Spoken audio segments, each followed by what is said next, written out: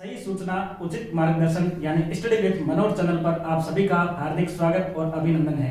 दोस्तों, जिस प्रकार से आपने हमारे चैनल को समर्थन और प्यार दिया है उसके लिए एक बार पुनः आपका धन्यवाद। इस तरह से हमने जो यात्रा शुरू की है, जो ग्रामीण और आर्थिक निम्न पृष्ठभूमि के छात्र हैं उनके लिए उचित और सटीक मार्गदर्शन देने के लिए हमने ये इस प्रकार से प्रयास कर रहे हैं। उसमें आपका सहयोग चाहिए। तो इस वीडियो को आप सबसे पहले लाइक कर दीजिए और इस वीडियो को आप लास्ट तक देखें ताकि पीएचडी से संबंधित आपकी विभिन्न प्रकार की शंकाएं हैं वो एक तरह से दूर हो जाएगी। इस वीडियो को देखने के बाद आपको पीएचडी से रिलेटेड आपको किसी प्रकार की कोई भी समस्या नहीं आने वाली है।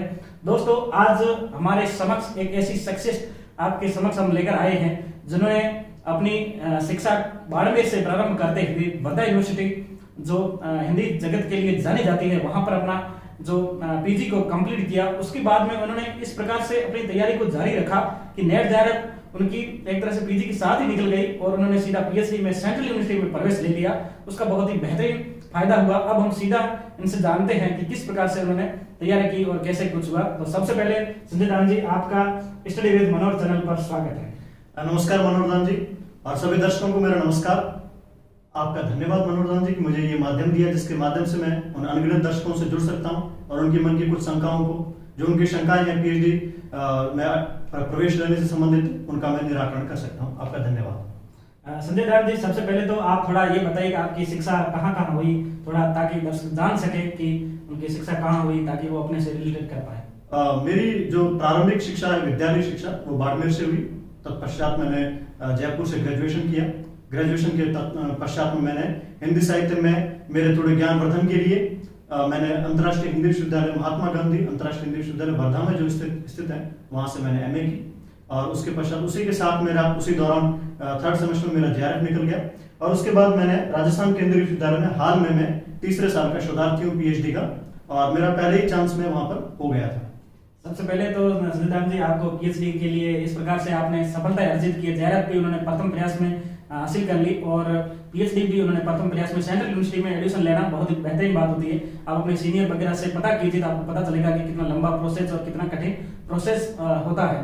तो इसके लिए आपको बधाई। धन्यवाद। संजय दान जी, अब हम सीधे हमारे विषय पर बात करते हैं कि पीएचडी में आपका क्या विषय है और आप कहाँ से पीएचडी कर रहे हैं। मैं राजस्थान केंद्रीय विश्वविद्यालय में हिंदी विभाग का शोधार्थी हूँ और मेरा विषय तुलनात्मक अध्ययन का मेरा क्षेत्र है जिसमें मैं निराला और सुब्रमण्य भारती का तुलनात्मक अध्ययन कर रहा हूँ वर्तमान।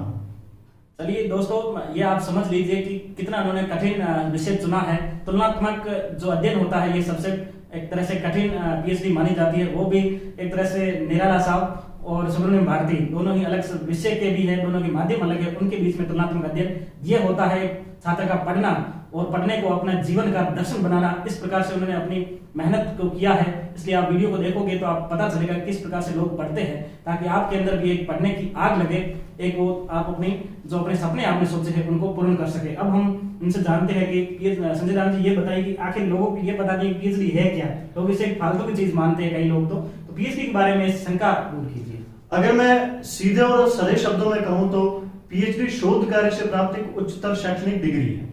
जो हम विभिन्न तरह की डिग्रियां प्राप्त करते हैं, शैक्षणिक एमए बीए, इन सब में उच्चतम जो डिग्री है वो पीएचडी है। ये परीक्षाओं के द्वारा नहीं मिलती कि सिर्फ इसके लिए हमें शोध कार्य करना पड़ता है। एक निर्धारित विषय होता है, उस विषय के ऊपर हम कुछ सालों तक हम उसके जो वाद विभिन्न जो तर्क है उन तर्कों के आधार पर हम अपना शोध कार्य पूर्ण करते हैं विभिन्न सारे स्रोत सामग्रियों के माध्यम से। उसके पश्चात हमें पीएचडी की उपाधि प्रदान की जाती है और पीएचडी की उपाधि अगर आप एक तो स्वयं के जो विकास है उसके लिए जरूरी है। उसके बाद में अगर हम इसकी जो जॉब के लिए या करियर एस्पेक्ट से देखें तो जो उच्चतर जो शिक्षण संस्थान है जैसे डिग्री कॉलेज हो गए या विश्वविद्यालय हो गए, उनमें अगर आप पढ़ाना चाहते हैं तो उसके लिए पीएचडी आवश्यक है। 2021 से अभी से केंद्रीय जो यूजीसी है, यूनिवर्सिटी ग्रांट्स कमीशन, उसने ये जारी कर दी है आदेश कि 2021 के बाद विश्वविद्यालय में पढ़ाने वाले हर प्रोफेसर के पास में पीएचडी की डिग्री आवश्यक है। दूसरी, डिग्री कॉलेज के अंदर इसके 30 नंबर एक्स्ट्रा मिलते हैं। जो डिग्री कॉलेज है जहां पर जरूरी नहीं है लेकिन वहां पर आपके 30 नंबर पीएचडी के जुड़ते हैं। तो इस माध्यम से जो पीएचडी है वो आपके करियर के लिए भी उपयोगी है और स्वयं के लिए भी उपयोगी है।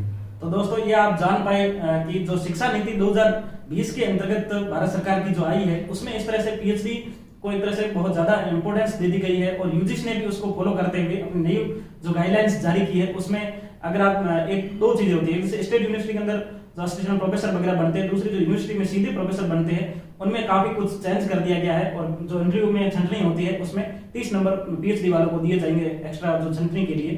तो वो उसमें सीधी सी बात आप समझ गए होंगे 30 नंबर का कितना बड़ा गैप होता है वो पीएचडी वालों को मिलता है। तो हम संजय दान से ये जानते हैं कि पीएचडी आखिर कितने साल की होती है, क्योंकि जैसे जेएनयू के बारे में इस तरह से खबर आती है कि वहाँ लोग 40 साल से पढ़ रहे हैं, तो ये एक तरह से पीएचडी कितने साल की होती है? अब पीएचडी की जो अवधि है वो 5 साल की है, न उससे कम न ज्यादा। कम से मेरा मतलब है कि पीएचडी की जो अवधि 3 से 5 साल के भीतर आप जमा करवा सकते हो। ऐसा नहीं है कि आप 1 साल में पूरी कर सको और ऐसा भी नहीं है कि आपको 6 या 7 या 8 साल 10 साल जो भी वो नहीं मिलेंगे। ऐसी कोई भी जो यूजीसी है वो छूट नहीं देती है। मात्र 6 महीने का एक्सटेंशन मिलता है, वो भी बहुत सारी अगर आपकी जो यूनिवर्सिटी है वो रिकमेंड करें और आपकी ऐसी कोई परिस्थितियां रही हो जिसके माध्यम से, जैसे कई सारी जो लेडीज होती है उनके लिए प्रेगनेंसी वगैरह हो जाती है बीच में, तब उनको दी जाती है। वर्तमान समय में जैसे कोविड की स्थिति आई तो 6 महीने का एक्सटेंशन दिया गया है। इसके अतिरिक्त 5 साल की इसकी पूरी अवधि है और 3 साल और 5 साल के बीच में आप कभी भी जमा करवा सकते हैं, ये आपके ऊपर निर्भर करता है। दोस्तों ये आपने जाना कि 3 साल और 5 साल के बीच में आप कभी भी अपना जो आपने प्रपोजल लिया था उसको आपने कंप्लीट कर लिया है तो आप यूनिवर्सिटी में जमा कर दी, उसकी जांच होती है, उसके बाद आप पता चलता है कि अगर सही पीएचडी की गई है तो आपको पीएचडी की मान्यता दे दी जाती है। तो संजय दान जी ये बताइए कि सबसे दिक्कत यही आती है कि रिसर्च प्रपोजल कैसे तैयार करें, किस टॉपिक को तैयार करें, क्योंकि जैसे मेरा जैसे हिस्ट्री है और आपका जैसे हिंदी है तो इसमें अलग अलग चीजें हैं, लाखों टॉपिक है, तो कैसे एक टॉपिक को चूज करें? देखिए, अगर हम सबसे पहले रिसर्च जो प्रपोजल है, जैसे सिनॉप्सिस कहें, शोध प्रस्ताव कहें, अगर वो तैयार करना है तो सबसे पहली समस्या जो है कि हम विषय क्या रखें। हमें एक शोध समस्या चुननी होती है जिसके आगे हम 5 साल के अंदर, जिसके भीतर, जिसके ऊपर, जिसके कई सारे जो अन्य एस्पेक्ट्स है, जो आयाम है, उनके ऊपर हम चिंतन करेंगे। उस हमारे थीसिस के अंदर जो हम लिखते हैं या शोध जो हमारी जो पूरा हम एक पोथी लिखते हैं उसके अंदर अगर हम जब बातचीत करेंगे तो जो विषय हमें ऐसा चुनना चाहिए जो हमारी रुचि का हो। हम रुचि से, जैसे हर व्यक्ति की अपनी रुचियां होती है, जैसे मुझे कविता के अंदर रुचि है, आपको अगर साहित्य की जैसे पुरातत्व के भीतर रुचि है, इतिहास के अंदर, तो अगर आप पुरातत्व से संबंधित विषय लें, मैंने कविता से संबंधित विषय लिया क्योंकि मैं कविता को अच्छे से जानता हूं, कविता को समझता हूं, उसके तत्वों को जानता हूं, तो आप जिस विधा के अंतर्गत आपकी महारत है उससे संबंधित कोई विषय चुने। और विषय चयन और जो सिनॉप्सिस जो लेखन है या जो शोध प्रस्ताव बनाना, ये चूंकि एक बड़ा लंबा विषय है तो इसके ऊपर अगर हम किसी समय अन्य विषय वीडियो बनाकर इसके बारे में बातचीत करें तो ज्यादा उचित रहेगा, क्योंकि अभी थोड़े समय में समय की जो पाबंदी है उसके भीतर हम पूरी तरीके से बात नहीं कर पाएंगे।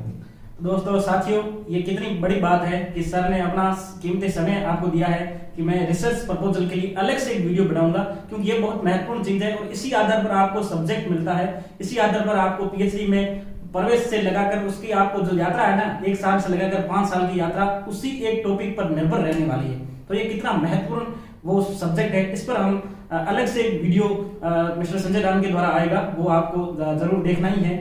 अब हम इन संजय दान से ये जानते हैं कि पीएचडी आखिर कितनी महंगी होती है और जेआरएफ अगर निकल जाती है तो पीएचडी एक तरह से ग्रामीण और आर्थिक निम्न प्रश्न के छात्रों के लिए कितना बड़ा वरदान साबित हो सकती है, उसके बारे में दर्शकों को बताइए।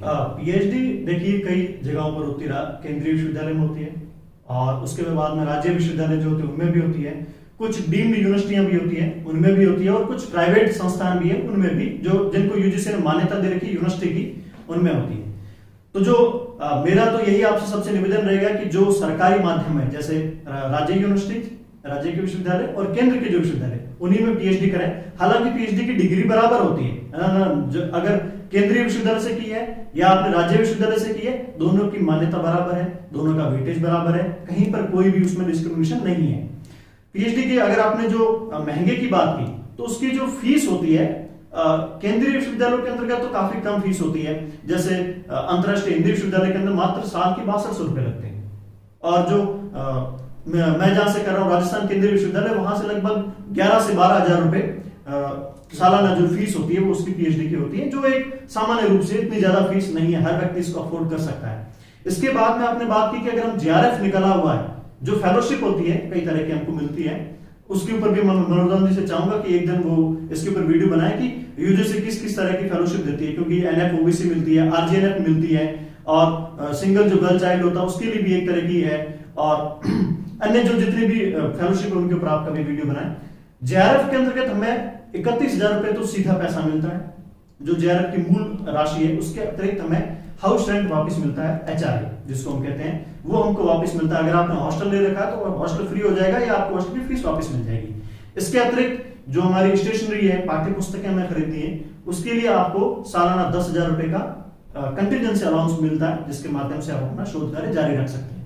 तो अगर आप पीएचडी कर रहे हैं तो आपको आर्थिक, अगर आपके पास में फेलोशिप मिल रही है, एक तो फेलोशिप जेआरएफ मिल रही है तो आपको कभी भी जो अर्थ है उसकी तरफ देखना नहीं होगा। दूसरी नॉन नेट फेलोशिप मिलती है, जिनका जेआरएफ नहीं है उनको केंद्रीय विश्वविद्यालय में, ये राज्य में नहीं मिलती है, मात्र जो केंद्रीय विश्वविद्यालय है वहां पर 8,000 रुपए मिलते हैं, जिसके द्वारा आप पीएचडी का कार्य आसानी से कर सकें।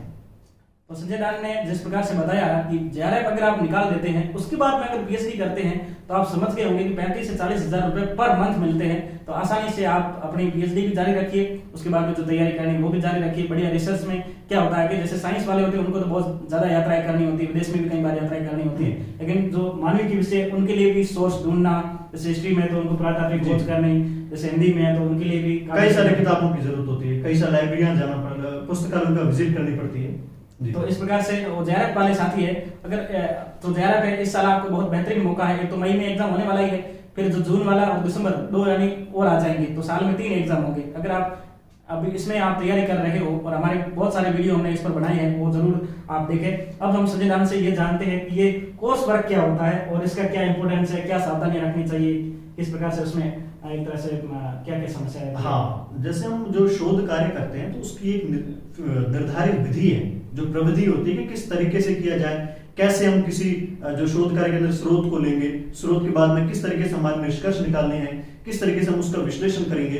तो इसके लिए हमें कोर्स वर्क करना होता है, जिसके 6 महीने का कोर्स वर्क होता है। हर जगह पर आपके जो शुरुआती 6 महीने होंगे वहां पर आपको समझाया जाएगा कि हम एक तो थीसिस कैसे लिखें, दूसरा हम थीसिस के अंदर संदर्भ किस तरीके से दें, ठीक है। और जैसे कई अन्य होते हैं उनमें टूल्स बनाने होते हैं, जैसे जो समाज विज्ञान के अन्य जो विषय हैं उनके अंदर टूल्स बनाते हैं, तो टूल्स का निर्माण कैसे किया जाए, इन सब की जो जानकारी होती है वो हमें कोर्स वर्क के अंदर दी जाती है। कोर्स वर्क हर पीएचडी शोधार्थी के लिए जरूरी है, इसके बिना आप नहीं कर सकते हैं पीएचडी। तो दोस्तों इस प्रकार से कोर्स वर्क बहुत ही अच्छे से करना होता है और इसी आधार पर वापस आपका पीएचडी में एक तरह से रेगुलर सिस्टम चलता रहता है। अब हम संजय दान से ये जानते हैं, कई लोगों को पता होता है कि पीएचडी 5 साल में केवल एक ही एग्जाम होता है, तो हम संजय दान से ये जानते हैं पीएचडी में कितनी परीक्षाएं होती है, किस किस टाइम पे आयोजन होता रहता है, इसके बारे में बताइए। पीएचडी में हमें जो परीक्षाएं होती है वो नहीं होती हमारी, हमें जो शुरुआत में जो कोर्स वर्क होता है मात्र उसकी एक परीक्षा होती है। आपको कोर्स वर्क पास करना जरूरी है, क्योंकि उसके द्वारा ये जाना जाता है कि कम से कम आप जो शोध की जो विधियां हैं उनके बारे में आपकी जानकारी उचित है।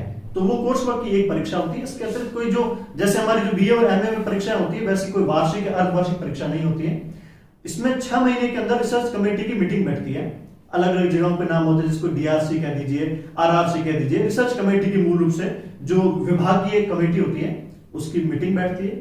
वो आपके शोध कार्य का जो प्रगति है उसको देखेंगे कि शोध कार्य की प्रगति किस तरह हो रही है, उसका निरीक्षण करेंगे और आपको अगले सेमेस्टर के लिए वो संस्तुत करेंगे कि इसको संस्तुति दी जाती है और ये अपना शोध कार्य जारी रख सकता है। इसके अतिरिक्त हर महीने आपका जो शोध निर्देशक होंगे या जो गाइड आपको एक मिलते हैं, वो हर महीने आपको ये संस्तुति भेजेगा कि इनका शोध कार्य उचित चल रहा है और उसी माध्यम पर आपको फेलोशिप मिलती है। संजय दान जी ये बताइए कि पीएचडी में गाइड की कितनी बड़ी भूमिका होती है, उसका क्या क्या रोल आपकी पीएचडी में होता है? गाइड निर्देशक है, या कह दीजिए अगर हम कहीं पीएचडी का जो अंधियारा पथ है उसके लिए वो हमारा दीपक है।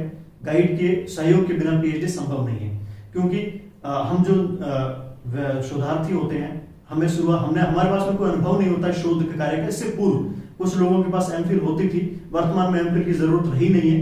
तो जो निर्देशक होता है वो हमें बताता है कि हमने जो डेटा लिया है या जो हमारे पास में सामग्री है हम उसका विश्लेषण किस तरीके से करें, हमें जिससे हमारे उचित निष्कर्ष निकल सकें, हमें थीसिस किस ढंग से लिखनी चाहिए, हमें किन माध्यमों का प्रयोग करना चाहिए। ये सारे जो कार्य है वो हमारे गाइड के निर्देशन में वो सुपरविजन होता है उनका, उसके द्वारा ही संपन्न होते हैं। और गाइड के बिना हस्ताक्षर के आपको फेलोशिप भी नहीं मिलेगी और उनके बिना हस्ताक्षर के आपके पीएचडी जमा भी नहीं होगी। उनके सारे कार्य गाइड के माध्यम से संपन्न होते हैं।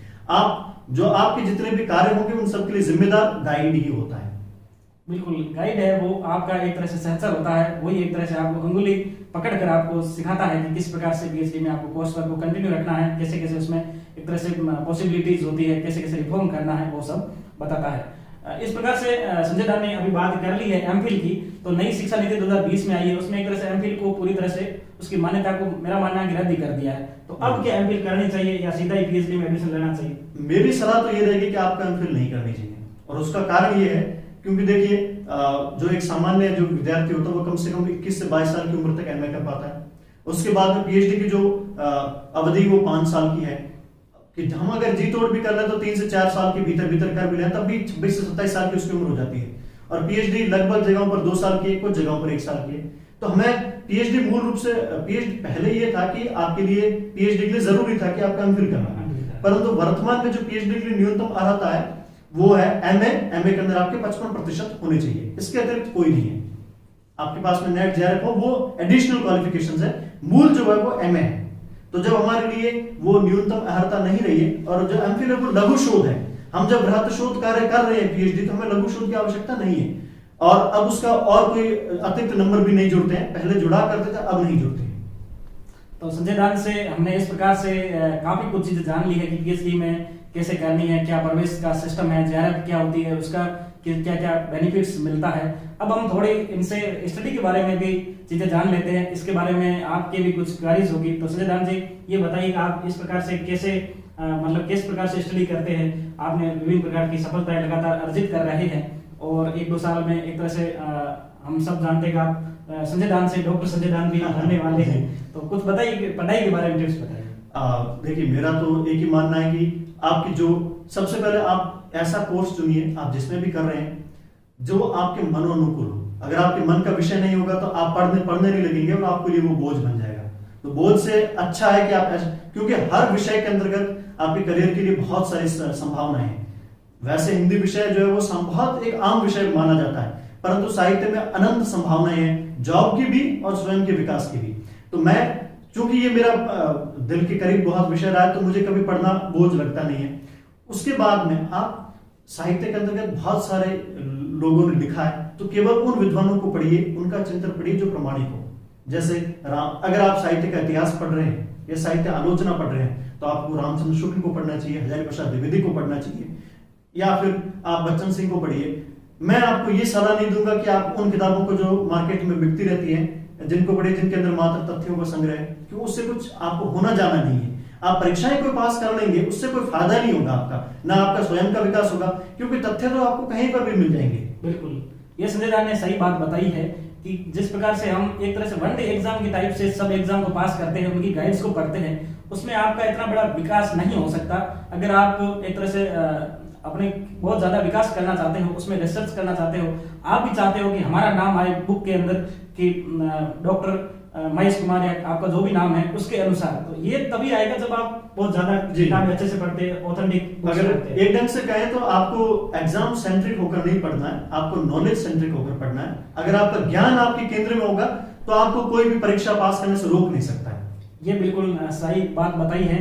और कुंवर नारायण ने कहा था कि कोई भी लक्ष्य मनुष्य के साहस से बड़ा नहीं, हारा वही जो लड़ा नहीं। इस प्रकार से संजय दान ने अपनी सफलता को परचम तक लहराया है, और वो एक ऐसे क्षेत्र से आते हैं, एक तरह से अगर आप ज्योग्राफी में पढ़े होंगे कि थार का रेगिस्तान, उसमें बाड़मेर जिला, वहां से एक छोटे से गांव से आने के पश्चात भी उन्होंने अपनी शिक्षा को बहुत ही बेहतरीन रूप से, और उच्च शिक्षा में हमारा परसेंटेज बहुत ही निम्न स्तर का है। हमारे ग्रुप में भी कहीं लोग अब धीरे धीरे जा रहे हैं, इससे पहले बिल्कुल भी नहीं थे। संजय दान से कई लोगों ने प्रेरणा ली है, कई वीडियो आप यूट्यूब पे देखे होंगे एक तरह से नए विद्यार्थियों की, जिन्होंने संजय दान को अपना प्रेरणा मॉडल बताया है। तो सीधे आज हमारे साथ में थे संजय दान, आपने बहुत कुछ जाना, समय निकाला, उसके लिए संजय दान जी आपका धन्यवाद। आप सभी को नमस्कार। संजय दान जी कुछ लास्ट में हमारे चैनल के बारे में और दर्शकों को कुछ अगर कहना चाहें। देखिए, ये बहुत ही सराहनीय कदम है मनोरंजन जी, मैं मानूंगा, क्योंकि देखिए हमेशा हमें गाइडेंस की जरूरत होती है, और हमारे क्षेत्र के लोगों में किसी क्षेत्र में इसको बांधना नहीं चाहूंगा, जितने भी ग्रामीण क्षेत्र के लोग हैं जहां पूरे भारत के, उनके पास में उतनी सुविधाएं नहीं थी। मैं अपनी बात करूं तो मेरे पास में पीएचडी को जानने को लेकर कोई मेरे पास व्यक्ति नहीं था जिससे मैं जान सकूं कि शोध प्रस्ताव कैसे लिखा जाए। असल में मुझे ये भी नहीं पता था जब तक मैंने पीएचडी में एनरोलमेंट नहीं लिया कि कितनी JRF में फेलोशिप मिलती है, कब से मिलनी शुरू होती है, मुझे इसकी जानकारी नहीं थी। मैंने कर करके सीखा, मुझे उसमें बहुत समय भी लगा और कई सारी दिक्कतें भी आई, परंतु अगर आपने ये चैनल बनाया, इसके माध्यम से आप लोगों को बताएंगे तो उनके लिए बेहद आसान हो जाएगा, उनके लिए वो एक जो श्रम है, वो व्यर्थ का श्रम है, वो बच जाएगा। तो मैं इसके लिए आपको धन्यवाद देना चाहूंगा कि आपने ये बनाया और कई ऐसे विद्यार्थियों को जो भविष्य में अपना जो उचित करियर बनाएंगे उनको बहुत सहायता मिलेगी। आपको बहुत बहुत धन्यवाद। सिद्धांत जी बहुत बहुत धन्यवाद। सिद्धांत जी हमारे साथ में जुड़े रहेंगे और मैं चाहूंगा कि वो इस तरह से, एक तो उन्होंने कह दिया कि रिसर्च प्रपोजल पर वीडियो वो जरूर लेके आ रहे हैं। तो दोस्तों इस प्रकार से हमने ये वीडियो निर्मित कर लिया है। अब आप एक काम कर लेना कि जो आपके साथी है, जो आपको लगता है कि ग्रामीण प्रवेश से छात्र है, उनको पीएचडी के बारे में, JRF के बारे में, आप JRF की बहुत बड़ी चीज है, JRF के हमारे वीडियो जरूर देखें, तो उनको जरूर भेजें इस वीडियो को, ताकि वो भी इसका लाभ उठा सके। इसमें हमारा कोई आर्थिक हित बिल्कुल इसमें नहीं है, ये एक तरह से निःशुल्क मार्गदर्शन की यात्रा है। इसमें आप सभी जुड़े और एक अच्छा परिवार बने ताकि हम कई लोगों की हेल्प कर सके। चलिए दोस्तों, नमस्कार, धन्यवाद। नमस्कार।